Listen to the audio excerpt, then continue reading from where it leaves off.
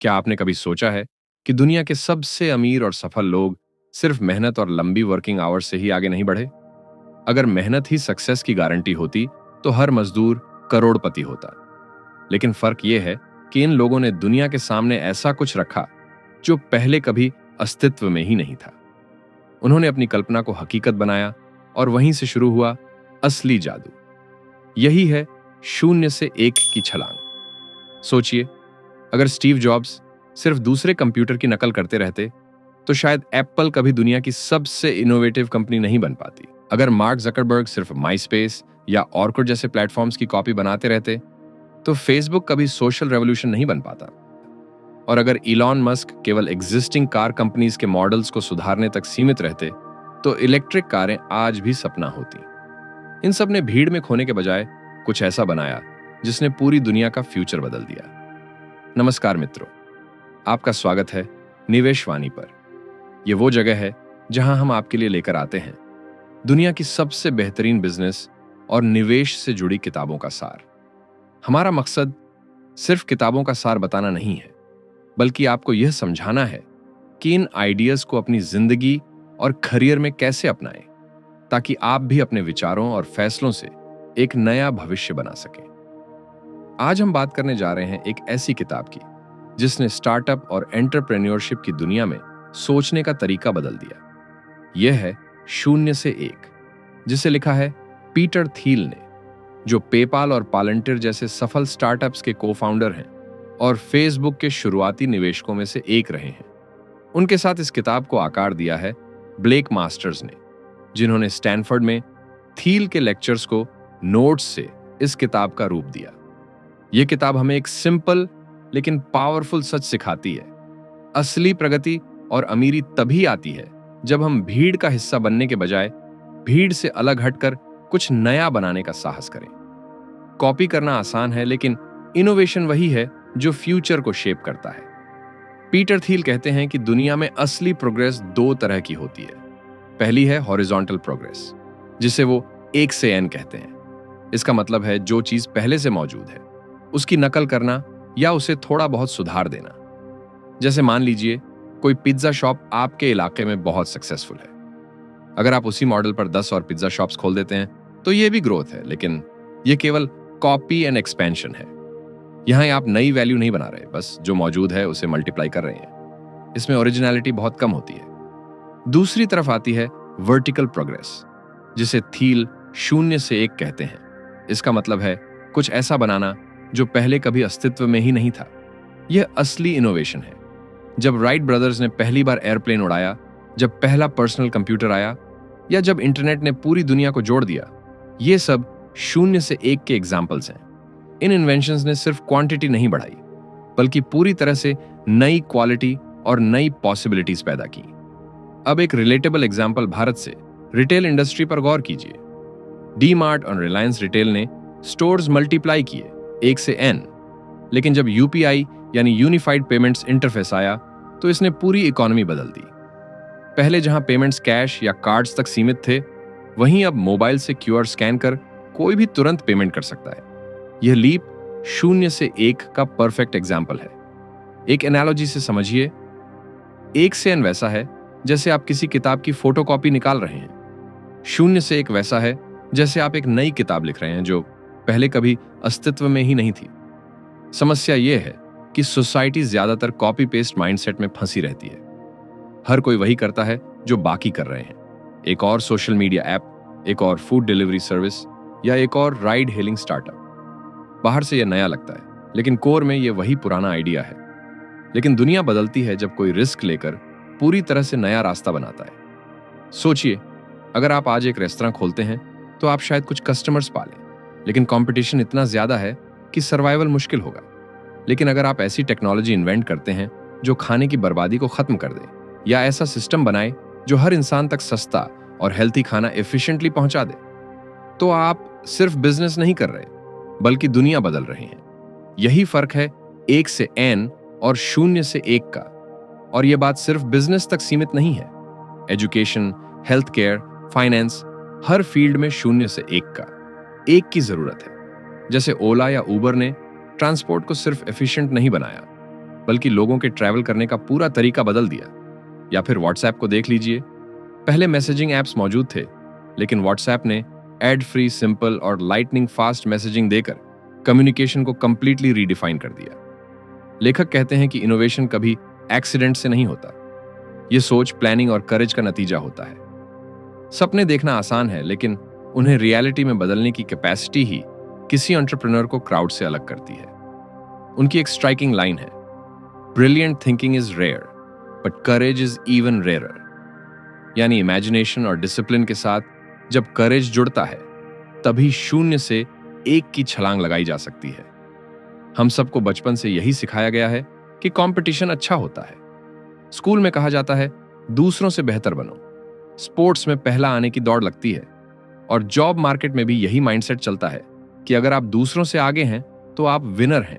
यही सोच बिजनेस की दुनिया में भी घुस जाती है, लेकिन किताब कहती है कि बिजनेस में कंपटीशन उतना अच्छा नहीं है जितना हमें बताया गया है।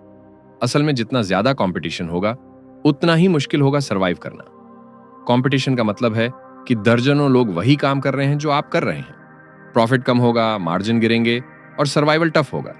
इसके उलट मोनोपोली असली जीत है। मोनोपोली का मतलब है ऐसा प्रोडक्ट या सर्विस बनाना जिसे कोई और आसानी से कॉपी ना कर सके। ऐसा सॉल्यूशन देना जो इतना वैल्यूएबल हो कि लोग नेचुरली उसी को चुने। मोनोपोली वाली कंपनियों का मार्केट को कंट्रोल करती हैं, बड़े प्रॉफिट्स कमाती हैं और लंबे समय तक टिकती हैं। एक ग्लोबल एग्जांपल है गूगल। सर्च इंजन मार्केट में याहू, ऑल्टा विस्टा, आस्क जीव्स जैसे प्लेयर्स थे, लेकिन गूगल ने इतना बेहतर प्रोडक्ट बनाया कि उसने धीरे धीरे सबको पीछे छोड़ दिया। आज सर्च इंजन का नाम लेते ही सिर्फ गूगल याद आता है। यही मोनोपोली है। इंडियन कॉन्टेक्स्ट में रिलायंस जियो को देखिए। जब जियो लॉन्च हुआ तब टेलीकॉम इंडस्ट्री में कई प्लेयर्स थे, एयरटेल, वोडाफोन, आइडिया, बीएसएनएल। लेकिन जियो ने अल्ट्रा चीप डेटा और फ्री कॉलिंग का ऐसा मॉडल दिया कि मार्केट डिसरप्ट हो गया। मिलियंस यूजर्स ने स्विच किया और जियो मोनोपोली की तरह खड़ा हो गया। आज इंडिया का डेटा कंजम्पशन दुनिया में सबसे ऊपर है और इसका बड़ा क्रेडिट जियो को जाता है। मोनोपोली अनफेयरनेस से नहीं, बल्कि बेटर वैल्यू क्रिएशन से आती है। सोचिए, सॉफ्ट ड्रिंक इंडस्ट्री में कोका कोला और पेप्सी की पकड़। छोटे ब्रांड्स आते हैं और चले जाते हैं, लेकिन कोक और पेप्सी की मोनोपोली आज भी कायम है, क्योंकि उन्होंने सिर्फ ड्रिंक नहीं बेचा, बल्कि ब्रांड, वितरण और भावनात्मक कनेक्ट भी बनाया। एक एनालॉजी से समझिए, प्रतियोगिता एक भीड़ भाड़ वाला बाजार है। हर शॉपकीपर चिल्ला रहा है, दाम गिरा रहा है, सर्वाइव करने की कोशिश कर रहा है। मोनोपोली वैसा है जैसे आपके पास पूरा मॉल हो जहां लोग खुद आकर खरीदारी करते हैं। यहां आपको लड़ने की जरूरत नहीं, क्योंकि आपकी ऑफरिंग इतनी यूनिक है कि लोग नेचुरली आपकी तरफ खींचते हैं। इसलिए किताब की एक स्ट्राइकिंग लाइन है, कॉम्पिटिशन इज फॉर लूजर्स। यानी जो लोग सिर्फ दूसरों से लड़ने में एनर्जी खर्च करते हैं, वे कभी असली जीत नहीं पाते। जीत उन्हीं की होती है जो ऐसा कुछ बनाते हैं कि उन्हें लड़ाई लड़ने की जरूरत ही ना पड़े। सीख साफ है, अगर आप एंटरप्रेन्योर हैं तो भीड़ में खोने के बजाय मोनोपोली बनाने पर ध्यान दीजिए। आपका बिजनेस ऐसा होना चाहिए कि लोगों के पास आपके अलावा कोई दूसरा सीरियस विकल्प ही ना हो। बिजनेस की दुनिया में आपने जरूर सुना होगा, फर्स्ट मूवर एडवांटेज, मतलब जो सबसे पहले मार्केट में आता है वही जीतता है। यह सोच बहुत पॉपुलर है। लोग मानते हैं कि अगर आप किसी आइडिया को सबसे पहले लॉन्च कर देते हैं तो आप बाकी कॉम्पिटिटर्स से आगे निकल जाते हैं। लेकिन किताब एक अलग सच बताती है, पहला होना जरूरी नहीं है। असली सवाल यह है कि कौन आखिरी तक टिकता है और गेम जीतता है। इसे कहा जाता है लास्ट मूवर एडवांटेज। सोचिए, सोशल मीडिया के कितने प्लेटफॉर्म्स आए और गए, फ्रेंडस्टर, ऑर्कट, माईस्पेस, सबने शुरुआत पहले की थी। लेकिन आज विनर कौन है? फेसबुक और उसके बाद इंस्टाग्राम। क्यों?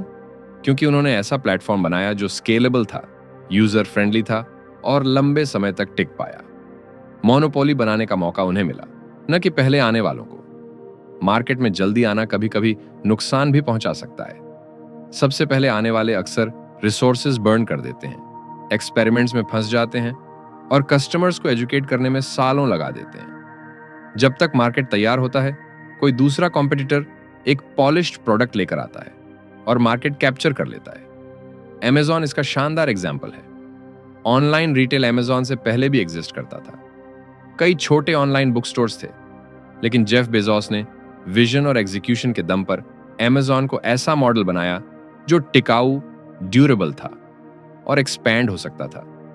आज अमेजॉन सिर्फ एक बुक स्टोर नहीं है, बल्कि दुनिया का सबसे बड़ा मार्केट प्लेस है। इंडियन कॉन्टेक्स्ट में देखिए, फ्लिपकार्ट भारत में ई कॉमर्स शुरू करने वालों में सबसे पहले था, लेकिन आज अमेजॉन इंडिया ने इक्वल या कई जगहों पर स्ट्रॉन्गर पोजीशन बना ली है, क्योंकि उसने डिलीवरी नेटवर्क, कस्टमर सर्विस और प्रोडक्ट रेंज को लगातार रिफाइन किया। यहां भी लास्ट मूवर एडवांटेज ने काम किया। एक एनालॉजी से समझिए, क्रिकेट में पहला ओवर डालना जरूरी नहीं, मैच जीतने वाला आखिरी सिक्स ज्यादा मायने रखता है। बिजनेस भी वैसा ही है। मार्केट में फर्स्ट बॉल डालने से ज्यादा इंपॉर्टेंट है आखिर तक टिकना और डिसाइसिव जीत हासिल करना। पीटर थील कहते हैं कि एक सक्सेसफुल कंपनी को हमेशा यह सोचना चाहिए कि क्या यह 10, 20 या 50 साल बाद भी एग्जिस्ट करेगी। अगर आपका बिजनेस सिर्फ शॉर्ट टर्म सर्वाइवल पर टिका है तो उसका फ्यूचर कमजोर है। असली वैल्यू उसी बिजनेस में है जो लंबे समय तक मोनोपोली बनाकर टिक सके। इसलिए एंटरप्रेन्योर्स को सिर्फ स्पीड पर नहीं, बल्कि ड्यूरेबिलिटी पर ध्यान देना चाहिए। स्पीड आपको मार्केट में एंट्री दिला सकती है, लेकिन ड्यूरेबिलिटी ही आपको वहां स्थायी बना सकती है। किताब में थील की एक स्ट्राइकिंग लाइन है, आपका गोल सिर्फ जल्दी एंटर करना नहीं होना चाहिए, आपका गोल होना चाहिए मार्केट में आखिरी और डिसाइसिव कंपनी बनना। यानी हिस्ट्री उसी को याद रखती है जो खेल खत्म होने पर भी मैदान में खड़ा रहता है। हर सक्सेसफुल कंपनी की जड़ में एक सीक्रेट छिपा होता है। सीक्रेट का मतलब है ऐसा ट्रूथ जिसे ज्यादातर लोग नजरअंदाज कर देते हैं या जिसे वो गलत मानते हैं। एंटरप्रेन्योर वही होता है जो इस हिडन ट्रूथ को पहचानता है और उसे बिजनेस में बदल देता है। हम सोचते हैं कि आज की दुनिया में सब कुछ खोजा जा चुका है, टेक्नोलॉजी अपनी पीक पर है, इंटरनेट पर हर सवाल का जवाब मौजूद है, नॉलेज सबके पास है।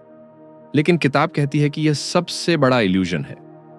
असली इनोवेशन वहीं से आती है जहां लोग मान चुके होते हैं कि अब कुछ नया पॉसिबल नहीं है। उबर का एग्जाम्पल लीजिए। टैक्सी सर्विस पहले से एग्जिस्ट करती थी, लेकिन हिडन ट्रूथ यह था कि लोग टैक्सी का इंतजार करना नापसंद करते थे और ड्राइवर्स भी खाली राइड से परेशान रहते थे। उबर ने इस सीक्रेट को पहचाना और टेक्नोलॉजी से दोनों पक्षों को जोड़ दिया। नतीजा, एक ट्रांसपोर्ट रेवोल्यूशन। स्पेसएक्स का केस भी देखिए। जब लोग मान चुके थे कि प्राइवेट कंपनी स्पेस में कंपीट नहीं कर सकती, तब इलॉन मस्क ने बोल्ड सोच दिखाई। उन्होंने देखा कि रॉकेट लॉन्च कॉस्ट को ड्रास्टिकली कम किया जा सकता है। रीयूजेबल रॉकेट्स के जरिए उन्होंने प्रूव कर दिया कि इम्पॉसिबल समझे जाने वाले प्रॉब्लम्स भी सॉल्व किए जा सकते हैं। इंडियन कॉन्टेक्स्ट में एयरबीएनबी जैसा एग्जाम्पल ओयो रूम्स के साथ कंपेयर कर सकते हैं। लोगों को लगता था कि कोई भी अजनबी के घर में नहीं रुकेगा, लेकिन एयरबीएनबी ने ट्रस्ट बेस्ड मॉडल क्रिएट किया और ग्लोबल सक्सेस बना। भारत में ओयो ने बजट होटल्स को ऑर्गेनाइज करके वही सीक्रेट पकड़ा जो बाकी लोग इग्नोर कर रहे थे। व्हाट्सएप का जर्नी भी इसी लॉजिक का है। मार्केट में पहले से कई मैसेजिंग एप्स थे, लेकिन व्हाट्सएप का सीक्रेट था सिंप्लिसिटी और एड फ्री एक्सपीरियंस। लोग कॉम्प्लिकेटेड फीचर्स से नहीं, बल्कि सीमलेस और फास्ट मैसेजिंग से अट्रैक्ट हुए। यही उसका विनिंग सीक्रेट बना। किताब हमें चैलेंज देती है कि बोल्ड सोचिए और ऐसे सवाल पूछिए जिन्हें दूसरे पूछने से भी डरते हैं। जैसे, कौन सा बड़ा प्रॉब्लम है जिसे लोग अनसॉल्वेबल मान चुके हैं? कौन सी अपॉर्चुनिटी सबकी आंखों के सामने है, लेकिन कोई उस पर काम नहीं कर रहा? ऐसा कौन सा ट्रूथ है जिस पर आप स्ट्रांगली बिलीव करते हैं, जबकि बाकी लोग डिसएग्री करते हैं? यही सवाल आपको आपके सीक्रेट तक ले जाते हैं, और वही सीक्रेट आपकी कंपनी को भीड़ से अलग बनाता है। लेकिन सीक्रेट जान लेना ही काफी नहीं है, उस पर एक्शन लेने के लिए बोल्ड थिंकिंग और कॉज चाहिए। बोल्डनेस का मतलब है ऐसे डिसीजन लेना जो सेफ ना हो, जिनमें रिस्क हो, लेकिन अगर कामयाब हो जाए तो पूरा खेल बदल दे। हिस्ट्री हमें यही सिखाती है कि सोसाइटी सेफ रहने को प्रमोट करती है, रिस्क लेने से डराती है, लेकिन असली चेंज मेकर्स वही बने हैं जिन्होंने बोल्ड कदम उठाए। राइट ब्रदर्स ने पहला एयरप्लेन उड़ाया, स्टीव जॉब्स ने आईफोन लॉन्च किया और इलॉन मस्क ने इलेक्ट्रिक कार्स और स्पेस ट्रैवल पर दांव लगाया। इसलिए किताब का मैसेज साफ है, अगर आप एंटरप्रेन्योर हैं तो भीड़ के साथ सेफ रास्तों पर मत चलिए। ऐसे सवाल खोजिए जिनके जवाब अभी तक किसी ने नहीं दिए, और फिर साहस दिखाइए उन्हें रियलिटी में बदलने का। पीटर थील कहते हैं कि ज्यादातर लोग अपनी जिंदगी और बिजनेस को लॉटरी की तरह देखते हैं। उनका मानना होता है कि सक्सेस पूरी तरह चांस पर निर्भर करती है। कोई लकी ब्रेक मिल जाए, कोई इन्वेस्टर आ जाए, मार्केट अचानक साथ दे दे तो सब बदल जाएगा। इस सोच को थील लॉटरी माइंडसेट कहते हैं। लेकिन वे साफ कहते हैं, आप लॉटरी टिकट नहीं है। मतलब आपकी सफलता किस्मत का खेल नहीं है, बल्कि आपके सोच समझकर बनाए गए प्लान और स्ट्रैटेजी का परिणाम है। थील बताते हैं कि जब हम फ्यूचर को लेकर क्लियर नहीं होते, तब हम उसे चांस के भरोसे छोड़ देते हैं। हमें लगता है कि फ्यूचर अनप्रिडिक्टेबल है और इसीलिए हम शॉर्ट टर्म गोल पर जीते हैं। लेकिन सक्सेसफुल एंटरप्रेन्योर्स अलग तरह से सोचते हैं। वे मानते हैं कि फ्यूचर डिजाइन किया जा सकता है, और डिजाइन वही कर सकता है जिसके पास विजन और कॉन्क्रीट प्लान हो। उदाहरण के लिए इलॉन मस्क को देखिए। अगर वो लॉटरी माइंडसेट से चलते तो शायद पेपाल बेचने के बाद आराम की जिंदगी जीते। लेकिन उन्होंने फ्यूचर को प्लान किया, renewable energy, electric cars, space travel, और उसी प्लान पर डेकेड्स तक काम किया। उनकी कंपनी सिर्फ लक से नहीं, बल्कि लंबे विजन और स्टेप बाय स्टेप प्लानिंग से बनी। थील यहां दो तरह की थिंकिंग का फर्क बताते हैं। एक, इनडेफिनेट थिंकिंग। इसमें लोग वेग रहते हैं, मानते हैं कि फ्यूचर अच्छा भी हो सकता है, बुरा भी। कोई क्लियर प्लान नहीं होता।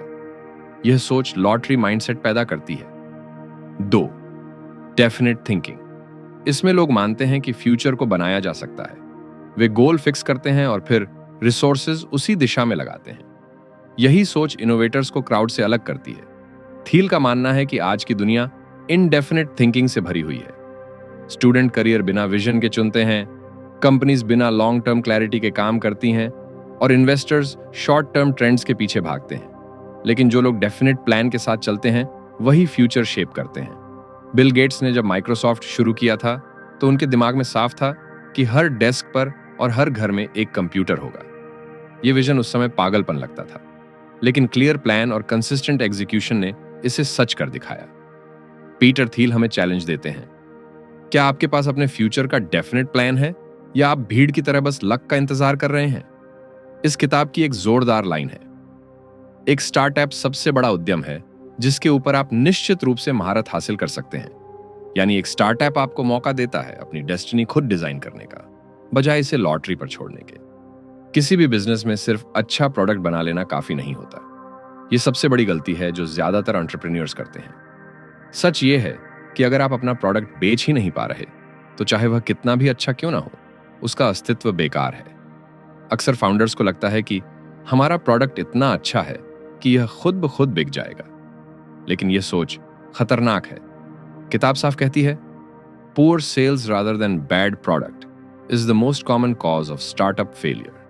यानी स्टार्टअप्स ज्यादातर बार इसीलिए फेल होते हैं क्योंकि उनका सेल्स और डिस्ट्रीब्यूशन सिस्टम कमजोर होता है, न कि उनका प्रोडक्ट खराब। सेल्स अलग अलग स्तरों पर काम करती है।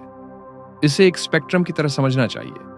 कॉम्प्लेक्स सेल्स, जब प्रोडक्ट बहुत महंगा और स्पेशलाइज्ड हो, जैसे एंटरप्राइज सॉफ्टवेयर या स्पेस टेक्नोलॉजी, यहां एक एक डील क्लोज करने में महीनों लग जाते हैं, और इसमें पर्सनल ट्रस्ट और रिलेशनशिप की जरूरत होती है। सेल्स फोर्स और ऑरेकल जैसी कंपनीज ने इसी स्ट्रेटेजी पर अपने बिजनेस खड़े किए। पर्सनल सेल्स, जब प्रोडक्ट मैस मार्केट का ना हो लेकिन इंडिविजुअल क्लाइंट्स के लिए महत्वपूर्ण हो। स्मॉल बिजनेस क्लाइंट्स को कन्विंस करने के लिए स्ट्रॉन्ग सेल्स टीम चाहिए। उदाहरण के लिए इंश्योरेंस या म्यूचुअल फंड्स। यहां पर्सनल ट्रस्ट और वन-ऑन-वन सेल्स ही सबसे बड़ा फैक्टर है। मार्केटिंग एंड एडवर्टाइजिंग, जब प्रोडक्ट मिलियंस तक पहुंचना चाहता है, एक अच्छा एड प्रोडक्ट को सिर्फ जरूरत नहीं बल्कि एस्पिरेशन बना देता है। एप्पल ने आईफोन को सिर्फ टेक्नोलॉजी डिवाइस नहीं बेचा, बल्कि उसे लाइफस्टाइल सिंबल बना दिया। इंडिया में अमूल की एडवर्टाइजिंग डिकेड्स से प्रोडक्ट से भी ज्यादा पावरफुल रही है। Amul, the taste of India, हर किसी के दिमाग में बैठा हुआ है। वायरल मार्केटिंग, कुछ प्रोडक्ट्स इतने स्मार्टली डिजाइन होते हैं कि यूजर्स खुद ही सेल्स एजेंट्स बन जाते हैं। पेपैल का केस इसका क्लासिक एग्जाम्पल है। जब कोई यूजर किसी को पेमेंट भेजता, तो दूसरा यूजर नेचुरली प्लेटफॉर्म पर जुड़ जाता। यही वायरल लूप एक्सपोनेंशियल ग्रोथ लाता है। इंडियन कॉन्टेक्स्ट में फोन पे और गूगल पे ने इसी तरह यूपीआई पेमेंट्स को लोगों की आदत बना दिया। डिस्ट्रीब्यूशन भी उतना ही क्रिटिकल है। एक अच्छा प्रोडक्ट अगर सही कस्टमर तक पहुंच ही नहीं रहा, तो उसका कोई फायदा नहीं। कॉलगेट का एग्जाम्पल लीजिए। टूथपेस्ट, बहुत ब्रांड्स बनाते हैं, लेकिन कॉलगेट का डिस्ट्रीब्यूशन इतना डीप है कि रिमोट विलेजेस में भी अवेलेबिलिटी है। यही इसकी मोनोपोली का सीक्रेट है। गूगल का सर्च इंजन सिर्फ पावरफुल टेक्नोलॉजी नहीं है, उसकी डिस्ट्रीब्यूशन स्ट्रेटेजी भी उतनी ही स्मार्ट है। एंड्रॉयड फोन्स और ब्राउजर्स में गूगल डिफॉल्ट सर्च ऑप्शन है। यूजर्स को लगता है कि वो नेचुरली गूगल यूज कर रहे हैं, लेकिन असल में यह प्लान डिस्ट्रीब्यूशन है जिसने गूगल को मोनोपोली दिलाई। एक एनालॉजी से समझिए, प्रोडक्ट बनाना वैसा है जैसे आप एक बेहतरीन गाना कंपोज करें, लेकिन सेल्स और डिस्ट्रीब्यूशन उस गाने का स्पीकर है। स्पीकर के बिना आपका संगीत सिर्फ कमरे तक सीमित रहेगा, लेकिन स्पीकर के साथ वही धुन पूरी दुनिया तक पहुंचेगी। सीख साफ है, अगर आप एंटरप्रेन्योर हैं तो प्रोडक्ट को सिर्फ टेक्नोलॉजी प्रॉब्लम मत समझिए, इसे सेल्स और डिस्ट्रीब्यूशन की प्रॉब्लम भी मानिए। यही वो हिस्सा है जहां से असली जीत तय होती है। किसी भी स्टार्टअप की किस्मत उसकी शुरुआती डिसीजन से तय होती है। शुरुआत में लिए गए फैसले उतने ही क्रिटिकल होते हैं जितनी किसी बिल्डिंग की नींव। अगर नींव टेढ़ी हो तो ऊपर चाहे कितना भी सुंदर डिजाइन बना ले, पूरी इमारत कमजोर ही रहेगी और कभी भी गिर सकती है। स्टार्टअप भी बिल्कुल वैसा ही है। फाउंडेशन अगर स्ट्रांग नहीं है तो फ्यूचर ग्रोथ की उम्मीद करना बेकार है। स्टार्टअप की फाउंडेशन 3 चीजों पर टिकती है: फाउंडर्स, ओनरशिप स्ट्रक्चर और कल्चर। 1. सही फाउंडर्स का चुनाव। फाउंडर्स सिर्फ कंपनी शुरू करने वाले लोग नहीं होते, बल्कि वही उसकी डायरेक्शन और सोल तय करते हैं। अगर फाउंडर्स के वैल्यूज और विजन मिसमैच्ड हों तो कंपनी ज्यादा दिन सर्वाइव नहीं कर पाएगी। यह किताब कहती है, a bad partnership in a startup is like a bad marriage, it can and everything. PayPal की कहानी इसका एग्जाम्पल है। वहां के फाउंडर्स एक क्लियर विजन और आपसी ट्रस्ट के साथ जुड़े थे। यही वजह थी कि चैलेंजेस के बावजूद कंपनी टिक पाई और आगे चलकर इतनी बड़ी सफलता बनी। इंडियन कॉन्टेक्स्ट में फ्लिपकार्ट के शुरुआती दिनों को देखिए। सचिन बंसल और बिनी बंसल दोनों का विजन अलाइंड था और इस सिनर्जी ने फ्लिपकार्ट को इंडिया की सबसे बड़ी ई-कॉमर्स कंपनी बनाया। लेकिन जब बाद में मैनेजमेंट और ऑनरशिप में कॉम्प्लेक्सिटी बढ़ी तो इंटरनल इश्यूज सामने आने लगे। यही दिखाता है कि फाउंडिंग टीम की क्लैरिटी कितनी जरूरी है। 2. ओनरशिप और रोल की क्लैरिटी। शुरुआत से ही यह तय होना चाहिए कि किसके पास कितनी ओनरशिप है, कौन किस रोल में काम करेगा और डिसीजन मेकिंग पावर किसके पास होगी। अगर यह साफ ना हो तो छोटे छोटे कॉन्फ्लिक्ट्स बड़े डिस्प्यूट्स में बदल सकते हैं। कई प्रॉमिसिंग स्टार्टअप्स सिर्फ इसी वजह से टूट जाते हैं क्योंकि रोल्स और रिस्पॉन्सिबिलिटीज स्पष्ट नहीं थे। एक एनालॉजी से समझिए, अगर आप क्रिकेट टीम बना रहे हैं और शुरू में ही तय नहीं करते कि कौन बैट्समैन है, कौन बॉलर और कौन कैप्टन, तो टीम भले ही टैलेंट से भरी हो, लेकिन मैच जीतना मुश्किल होगा। 3. कल्चर बनाना, स्लोगन्स नहीं। कल्चर किसी पोस्टर या फैंसी स्लोगन से नहीं बनता।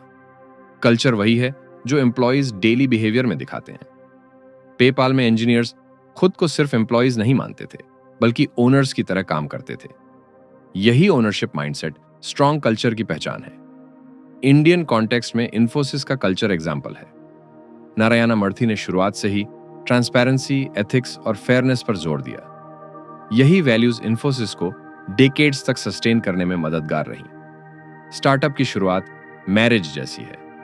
अगर कंपैटिबिलिटी और कमिटमेंट शुरुआत में क्लियर है तो रिश्ता मजबूत रहेगा।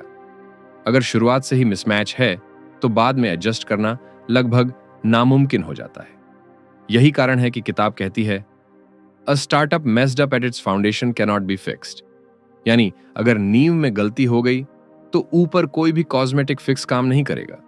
टीम के आकार पर भी यह किताब जोर देती है। एक छोटी लेकिन टाइटली निट, मोटिवेटेड और डेडिकेटेड टीम किसी बड़ी लेकिन डिसऑर्गेनाइज्ड टीम से कहीं ज्यादा अचीव कर सकती है। यही कारण है कि पेपाल माफिया, जिसमें इलॉन मस्क, रीड हॉफमैन और दूसरे शामिल थे, ने बाद में भी कई बिलियन डॉलर कंपनीज खड़ी की। इंडियन एग्जाम्पल में जोहो को देखिए। श्रीधर वेम्बू ने शुरू से ही कल्चर पर ध्यान दिया। टीम छोटी रही लेकिन वैल्यूज क्लियर थे। नतीजा यह हुआ कि बिना बड़े वीसी फंडिंग के भी जोहो ग्लोबल लेवल पर एक प्रॉफिटेबल सास जायंट बन गया। सोचिए, पेपाल की शुरुआती टीम बहुत छोटी थी, लेकिन उस छोटे समूह ने इतनी मजबूत कल्चर बनाई कि बाद में वही लोग दुनिया की सबसे बड़ी टेक कंपनियों के लीडर बने। यही ग्रुप पेपाल माफिया कहलाया। इलन मस्क ने टेस्ला और स्पेसएक्स बनाई, रीड हॉफमैन ने लिंक्डइन खड़ा किया और बाकी मेंबर्स ने भी कई बिलियन डॉलर के वेंचर्स शुरू किए। यह साबित करता है कि असली ताकत नंबर्स में नहीं, बल्कि यूनिटी, ट्रस्ट और क्लैरिटी ऑफ विजन में है। स्टार्टअप कल्चर की असली पहचान है एक शेयर्ड मिशन। जब हर मेंबर कंपनी को सिर्फ जॉब नहीं बल्कि मिशन मानकर काम करता है, तभी एक्स्ट्रॉर्डिनरी रिजल्ट्स निकलते हैं। यही कल्चर पेपाल से लेकर गूगल और फेसबुक तक हर बड़ी कंपनी की सक्सेस की जड़ रहा है। लोग टेक्नोलॉजी को लेकर अक्सर दो एक्सट्रीम सोच रखते हैं। कुछ इसे इतना ग्लोरीफाई करते हैं कि मान लेते हैं टेक्नोलॉजी इंसान की सारी प्रॉब्लम्स मैजिकली सॉल्व कर देगी। वहीं दूसरी ओर कुछ इसे डीमोनाइज करते हैं और डरते हैं कि मशीन्स इंसानों की जगह ले लेंगी, बेरोजगारी बढ़ाएंगी और दुनिया को खतरे में डाल देंगी। लेकिन किताब का नजरिया इससे अलग है। टेक्नोलॉजी का असली उद्देश्य इंसान को रिप्लेस करना नहीं है, बल्कि उसे एम्पावर करना है। यह हमारी क्षमताओं को कई गुना बढ़ा देती है और हमें वो करने देती है जो पहले असंभव था। उदाहरण के लिए, गूगल सिर्फ एक सर्च इंजन नहीं है, यह हमारे दिमाग की नेचुरल क्यूरियोसिटी को एम्पलीफाई करता है। जहां पहले किसी जानकारी को खोजने के लिए घंटों किताबों और लाइब्रेरियों में खोजना पड़ता था, वहीं आज कुछ सेकंड्स में नॉलेज हमारी उंगलियों पर है। मेडिकल टेक्नोलॉजी डॉक्टर्स को रिप्लेस नहीं करती, बल्कि उन्हें और ज्यादा सक्षम बनाती है। एमआरआई स्कैन, रोबोटिक सर्जरी और जेनेटिक टेस्टिंग जैसी इनोवेशंस डॉक्टर्स को बेहतर डायग्नोसिस और प्रिसाइज ट्रीटमेंट में मदद करती है। यानी टेक्नोलॉजी ने इंसानी स्किल्स को कमजोर नहीं किया, बल्कि उन्हें और शक्तिशाली बनाया। पेपाल ने भी सिर्फ पेमेंट्स को ऑटोमेट नहीं किया, बल्कि लोगों को ग्लोबल फाइनेंशियल सिस्टम में जोड़ने की ताकत दी। पहले क्रॉस बॉर्डर ट्रांजैक्शंस हफ्तों लगाकर होती थीं, अब यह काम कुछ क्लिक्स में हो जाता है। इंडियन कॉन्टेक्स्ट में देखें तो इंडियन रेलवेज का डिजिटल टिकटिंग सिस्टम एम्प्लॉयज को रिप्लेस नहीं करता, बल्कि उनकी एफिशिएंसी को कई गुना बढ़ा देता है। अब एक ही क्लर्क हजारों टिकट्स हैंडल कर सकता है। यूपीआई यानी यूनिफाइड पेमेंट्स इंटरफेस ने टेक्नोलॉजी को ऐसा एम्पावर बनाया कि रोड साइड वेंडर्स भी क्यूआर कोड से पेमेंट एक्सेप्ट करने लगे। इसने मिलियंस लोगों को कैशलेस इकोनॉमी से जोड़ा, जिससे एफिशिएंसी और ट्रांसपेरेंसी दोनों बढ़ी। ओला, उबर ड्राइवर्स टेक्नोलॉजी से रिप्लेस नहीं हुए, बल्कि एप्स ने उन्हें ज्यादा इनकम और फ्लेक्सिबिलिटी दी। पहले ड्राइवर्स लिमिटेड कस्टमर्स तक पहुंच पाते थे, अब टेक्नोलॉजी ने उन्हें ग्लोबल नेटवर्क से जोड़ दिया। किताब कहती है कि टेक्नोलॉजी को हमें कंप्लीमेंट्री पावर की तरह देखना चाहिए। मशीन्स और ह्यूमंस अगर अकेले काम करें तो उनकी ताकत सीमित होती है। मशीन बेस्ड सिस्टम्स कोल्ड और मैकेनिकल हो जाते हैं, और सिर्फ ह्यूमन बेस्ड सिस्टम्स इनएफिशिएंट और स्लो। लेकिन जब दोनों मिलकर काम करते हैं, तभी असली ब्रेक थ्रू आता है। यही सिनर्जी भविष्य की सबसे बड़ी कंपनियां बनाएगी। कई लोग टेक्नोलॉजी को जीरो सम गेम समझते हैं, जैसे मशीन आएगी तो इंसान का काम खत्म हो जाएगा। लेकिन हकीकत इसके उलट है। टेक्नोलॉजी पॉजिटिव सम गेम है, क्योंकि यह पूरे सिस्टम की एफिशिएंसी और पॉसिबिलिटीज को एक्सपोनेंशियली बढ़ा देती है। किताब की एक स्ट्राइकिंग लाइन है, टेक्नोलॉजी है बेस्ट जब वो लोग को एक साथ लाती है। यानी असली टेक्नोलॉजी वही है जो इंसानों को इरेलेवेंट बनाने के बजाय उनकी कलेक्टिव ताकत को अनलीश करे। एंटरप्रेन्योर्स के लिए यह मैसेज बेहद महत्वपूर्ण है। उन्हें यह नहीं सोचना चाहिए कि उनका प्रोडक्ट इंसान को रिप्लेस करेगा, बल्कि यह देखना चाहिए कि वह इंसान की क्षमताओं को कैसे एक्सपैंड करेगा। अगर आपका इनोवेशन लोगों को और ज्यादा प्रोडक्टिव, क्रिएटिव और पावरफुल बना रहा है, तभी वह सस्टेनेबल फ्यूचर की टेक्नोलॉजी है। बिजनेस और इन्वेस्टिंग की दुनिया लाइनियर नहीं चलती। सक्सेस इवनली डिस्ट्रीब्यूटेड नहीं होती। असली खेल पावर लॉ का है। पावर लॉ क्या है? साधारण भाषा में इसका मतलब है कि बहुत सारे छोटे एफर्ट्स का असर लगभग नगण्य होता है, लेकिन कुछ गिने चुने एफर्ट्स डिस्प्रोपोर्शनेट असर डालते हैं, इतने बड़े कि वे पूरे लैंडस्केप को बदल देते हैं। स्टार्टअप वर्ल्ड में पावर लॉ का असर साफ दिखता है। मान लीजिए 100 कंपनीज शुरू होती हैं, उनमें से 90 पूरी तरह फेल हो जाती है। 9 कंपनीज एवरेज परफॉर्मेंस देती हैं, और सिर्फ एक कंपनी इतनी सक्सेसफुल बनती है कि अकेले वो बाकी 99 कंपनियों से ज्यादा वैल्यू क्रिएट कर देती है। वेंचर कैपिटल फर्म्स इसी प्रिंसिपल पर काम करती हैं। उन्हें पता होता है कि उनके पोर्टफोलियो की ज्यादातर कंपनीज फेल होंगी, लेकिन उन्हें इसकी परवाह नहीं, क्योंकि एक गूगल, एक फेसबुक या एक टेस्ला जैसी कंपनी उनकी सारी लॉसेस कवर कर देती है और उससे भी कई गुना रिटर्न्स देती है। यह प्रिंसिपल एंटरप्रेन्योर्स पर भी लागू होता है। किताब साफ कहती है, आपका गोल कोई ओके बिजनेस बनाना नहीं होना चाहिए। आपका गोल ऐसा बिजनेस बनाना होना चाहिए जिसकी सक्सेस इतनी मैसिव हो कि वो पूरे पावर लॉ को बेंड कर दे। पेपाल का एग्जाम्पल बहुत इंस्ट्रक्टिव है। शुरुआत में कंपनी ने कई एक्सपेरिमेंट्स किए, peer to peer payments, Palm Pilot से मनी बीम करना वगैरह। लेकिन असली ब्रेक थ्रू तब आया जब उन्होंने देखा कि उनकी रियल स्ट्रेंथ ईबे सेलर्स को आसान और सिक्योर पेमेंट देना है। इस एक सही नीच पर फोकस करके पेपाल ने एक्सपोनेंशियल ग्रोथ पाई और बाकी सारे एक्सपेरिमेंट्स इरेलेवेंट हो गए। इंडियन कॉन्टेक्स्ट में बात करें तो बॉलीवुड में हर साल सैकड़ों फिल्में बनती हैं, लेकिन उनमें से 1 से 2 ब्लॉकबस्टर इतनी कमाई कर लेती हैं कि बाकी सब फिल्मों की टोटल कमाई को पीछे छोड़ देती हैं। यही पावर लॉ है। स्टॉक मार्केट में भी यही होता है। सेंसेक्स या निफ्टी में दर्जनों कंपनीज होती हैं, लेकिन लॉन्ग टर्म ग्रोथ अक्सर कुछ ही लीडर्स जैसे रिलायंस, HDFC बैंक या इन्फोसिस ड्राइव करते हैं। इन्वेस्टिंग की दुनिया में कई लोग पोर्टफोलियो डाइवर्सिफिकेशन को होली मंत्र मानते हैं, लेकिन किताब कहती है डाइवर्सिफिकेशन मीडियोक्रिटी को गारंटी करता है। अगर आप एक्स्ट्रॉर्डिनरी रिटर्न्स चाहते हैं तो आपको एक्स्ट्रॉर्डिनरी अपॉर्चुनिटी पर हाई कन्विक्शन के साथ बेट करना पड़ेगा। किताब की एक बहुत पावरफुल लाइन है, the biggest secret in venture capital is that the best investment in a successful fund equals or outperforms the entire rest of the fund combined. यानी कई बार एक ही सही निवेश इतना बड़ा रिटर्न देता है कि वह पूरे पोर्टफोलियो के बाकी निवेशों से ज्यादा आउट परफॉर्म कर जाता है। पावर लॉ हमें यह सिखाता है कि रिसोर्स, टाइम और एनर्जी अनलिमिटेड नहीं है। अगर आप इन्हें एवरेज अपॉर्चुनिटीज में वेस्ट करते हैं तो आउटकम भी एवरेज ही होगा। लेकिन अगर आप अपना फोकस उस एक अपॉर्चुनिटी पर लगाते हैं जिसमें डिसप्रोपोर्शनेट अपसाइड है, तो वही एफर्ट आपकी जिंदगी और बिजनेस को पूरी तरह बदल सकता है। यही कारण है कि किताब एंटरप्रेन्योर्स से सीधा सवाल पूछती है, क्या आपका बिजनेस इतना वैल्यूएबल बन सकता है कि वो पावर लॉ में टॉप पर आए? अगर जवाब हाँ है, तभी आगे बढ़िए। अगर नहीं तो शायद आप भीड़ में एक और नाम बनकर रह जाएंगे। दोस्तों, 0 to 1 हमें एक बहुत गहरा सबक सिखाती है।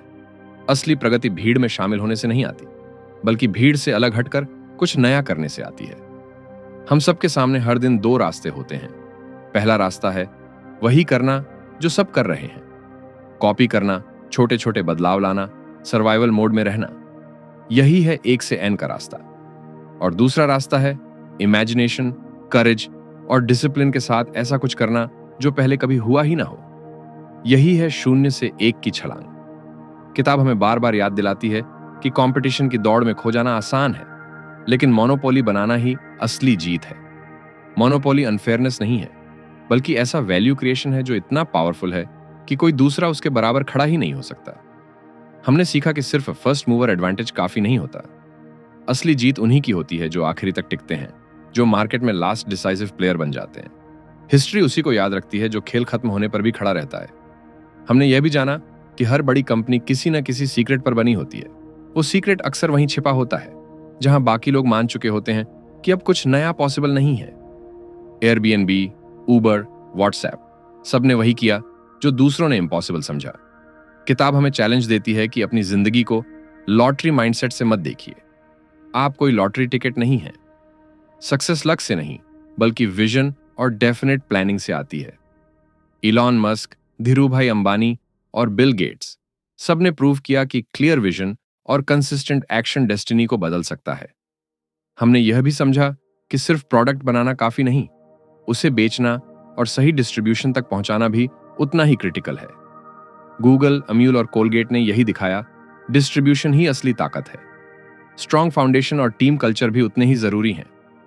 पेपाल माफिया और इन्फोसिस की टीमों ने साबित किया कि छोटी लेकिन डेडिकेटेड टीम बड़ी और डिसऑर्गेनाइज्ड टीम से कहीं आगे निकल सकती है।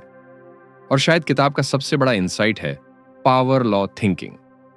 सक्सेस इवनली डिस्ट्रीब्यूटेड नहीं होती। कई बार सिर्फ एक सही आइडिया, एक सही एग्जीक्यूशन बाकी सब एफर्ट से ज्यादा असर डाल देता है।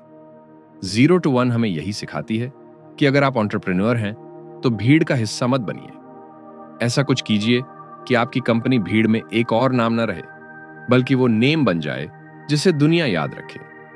मित्रों, अगर आपको यह समरी पसंद आई हो तो इस वीडियो को लाइक कीजिए, अपने दोस्तों के साथ शेयर कीजिए और निवेशवाणी चैनल को सब्सक्राइब करना मत भूलिए। आपके लिए हमने इस किताब की समरी का PDF भी तैयार किया है। अगर आप उसे पढ़ना चाहते हैं तो कमेंट में निवेशवाणी लिखना ना भूलें। याद रखिए, दुनिया उन्हीं लोगों को याद रखती है जो भीड़ का हिस्सा नहीं बने, बल्कि भीड़ से अलग हटकर फ्यूचर को डिजाइन किया। शायद अगला नाम आपका हो। मिलते हैं अगली किताब के सार के साथ। तब तक सीखते रहिए, बढ़ते रहिए। जय हिंद।